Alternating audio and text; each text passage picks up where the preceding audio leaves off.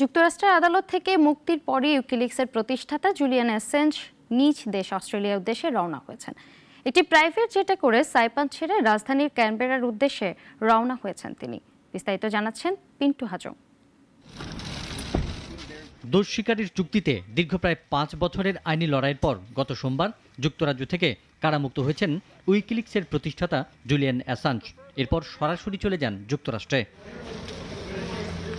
Assange যুক্তরাষ্ট্রের মূল ভূখণ্ডে যেতে রাজি না হয় এবং অস্ট্রেলিয়া থেকে কাছাকাছি হয় নর্দার্ন মারিয়ানা আইল্যান্ডসের সাইপান দ্বীপ এলাকার আদালতকে বিচার কাজের জন্য বেছে নেন।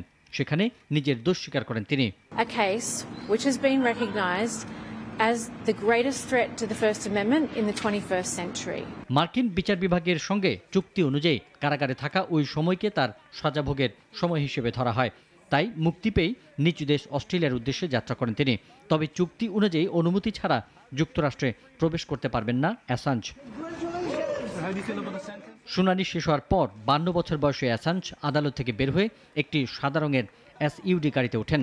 আদালতের সামনে অবস্থানকারী সাংবাদিকদের প্রশ্নের কোনো জবাব দেননি।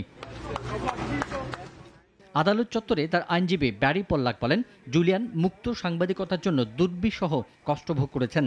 মার্কিন গুপ্তচরবৃত্তি আইনের ইতিহাসে 100 বছরে এমন ঘটনা ঘটেনি।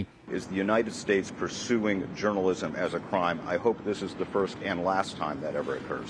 2010 ও 2011 সালে ইরাক ও আফগানিস্তান যুদ্ধ সহ যুক্তরাষ্ট্রের লাখ লাখ গোপন সামরিক কূটনৈতিক নথি ফাঁস করে হইচই ফেলে দিয়েছিলেন অ্যাসাঞ্জ। তার বিরুদ্ধে 18টি মামলার তদন্ত করছিল মার্কিন বিচার বিভাগ। পিন্টু হাজং, নাগরিক। একমাত্র ওয়ালটন এসি দিচ্ছে 1 বছরের রিপ্লেসমেন্ট গ্যারান্টি এবং কম্প্রেসারের 10 বছরের গ্যারান্টি।